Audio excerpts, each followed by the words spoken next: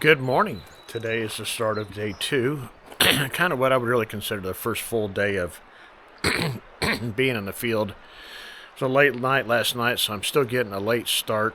It's 10 a.m., but sun doesn't go down here till 8:30. So gonna hit the woods for a few hours, see what happens. Maybe come back late day or so, swap out some stuff, and then head back out the evening.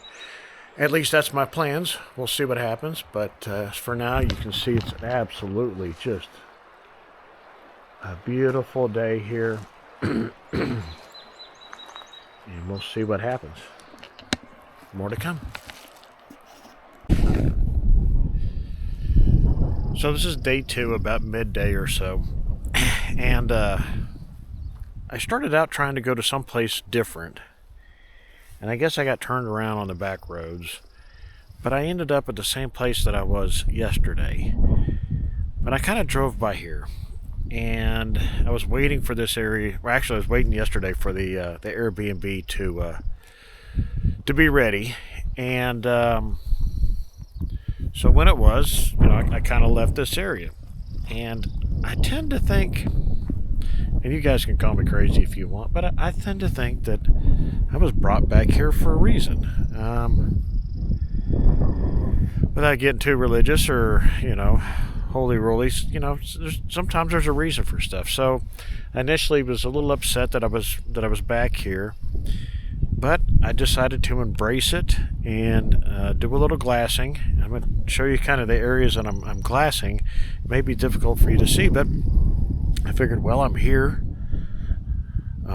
I need to sit down and spend some time looking at the ridges. So there's a ridge line over here, which is a lot closer, and the road actually goes up and through it.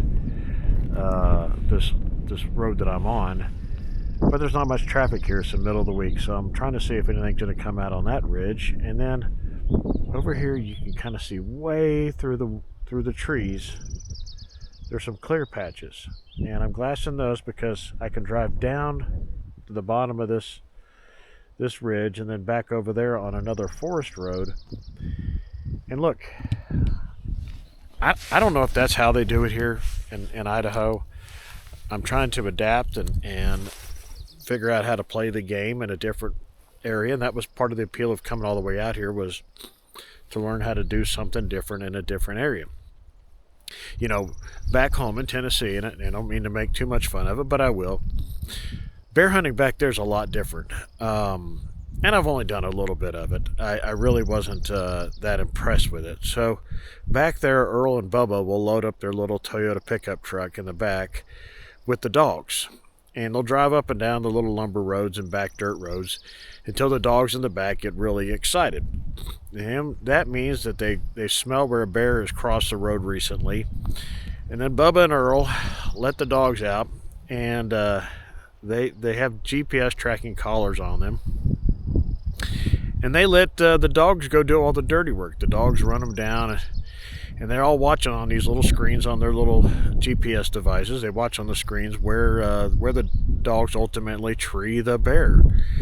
And then they take their fat ass, and look, I've got a fat ass too, so don't knock it, but they take their old fat ass out and walk down and then shoot the bear literally out of the damn top of the tree where the hounds have pushed it and made it run up to. So, I don't find, I'm going to get a lot of shit from this. I don't find a lot of sport in that.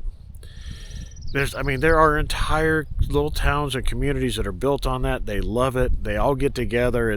I know there's a lot of camaraderie in it, but I am more the old school spot and stalk, and that's what I'm trying to do out here. And it's going to be hard. I can tell that already because of the distances that I'm working with. I don't have those traditional ridge lines like you see in some of those hunting shows with elaborate budgets, and they take someplace, Alaska or something like that, and they spend 10 days hiking in or riding damn mules or donkeys. This is my DIY hunting trip, so I'm trying to adapt and overcome, and I'm trying to make it sporting. I'll be honest with you, I passed a sign earlier that really got me excited. It said, "You were in grizzly country, be careful," basically. And know the difference between a grizzly and a black bear. That excites me. People ask me, why you want to hunt a bear? Well, I love predator hunting. I've done coyote hunt and I've done other predators, but and you can't legally hunt grizzly in the lower 48. You can hunt them up in Alaska, but then you have to get a guide, and it can cost you like $20,000, and that thing's just crazy. There are states out here out west that are starting to see more and more grizzlies, so maybe at some point they will become an unprotected species and allow for controlled hunts. And if that happens, I would love to go do one, but I'm not going to spend 20 grand to go do a bear hunt in Alaska. It's just ridiculous. I don't see how that fits the average person's budget. Doesn't fit mine. So and again, I'm going to get crap for this. I'm not a big deer hunter. I'll hunt the smaller game, but I find this a lot more sporting. I mean, to be out here with the largest predator in the lower 48, knowing that if they wanted to take me, they could take me. It just seems like it kind of levels up the game, so to speak. I don't see Bambi ever hurting me, but, you hear about, like, I just saw a headline about bear attacking Glacier National Park, where I was just a couple days ago. So grizzlies kind of level the playing field, and I like that. It's a little bit of more of a thrill. It feels a little bit more fair, for lack of a better term.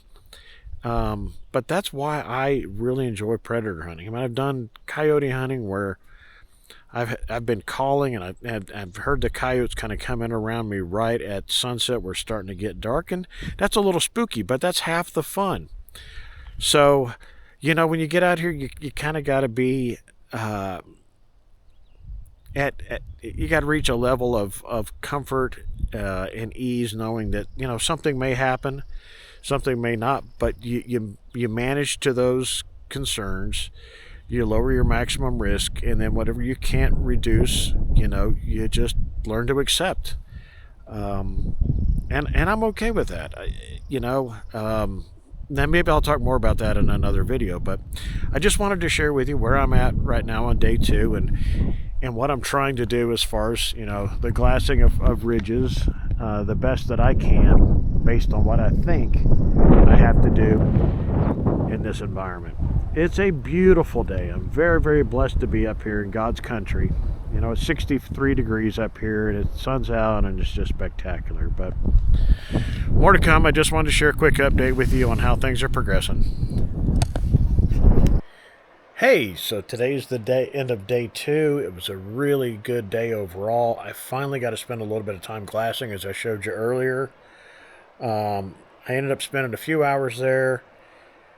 Didn't see anything on the hillside, but later found some fresh scat and found a lot of other signs. And I mean, very fresh, like maybe 20 minutes old, because when I drove through that one area, it wasn't there. When I came back, it was, which is a good sign. That area looks very, very promising. So I may go back over there tomorrow. I may not. I'm going to study the maps tonight and make a choice on where I'm going to go tomorrow. But all in all, for kind of the first full day out there, I think it went incredibly well. So more to come. I'm looking forward to actually, hopefully, sometime soon, seeing a bear, being able to tell you guys about it, show you the general area, and then, God willing, to be able to take a shot and harvest it and go from there. But one thing at a time. We got to find them first, and I'm on to the right foliage mix. I'm seeing the right flowers that they eat. I found the right elevation. The elevation looks like it's right around 5,000 feet that they're hanging out at, because that's where some of this really young, fresh stuff is budding up and coming up that's real soft and tender and easy for them to eat. A lot of flowers at that elevation, and that's where the scat was today. So I think I've got the elevation band dialed in. I've got an area that looks good with the food, the water supply. And believe it or not, I found where I guess some other hunter had hidden a salt lick behind a tree, which I thought was kind of genius. But walked around, was looking at this little field area, and sure enough turned around, and there was a salt lick tucked in up underneath the root system, and it was a brand new one, so it hadn't been sitting there very long. And for those of you that have salt licks, you know that those things may last 4 to 6 months, depending on how much rain you're getting. And that thing was well, this was brand new, but it was probably less than 2 months old. So kind of sneaky, but it was interesting to find that. But more to come. We'll see how tomorrow goes. Wish me luck.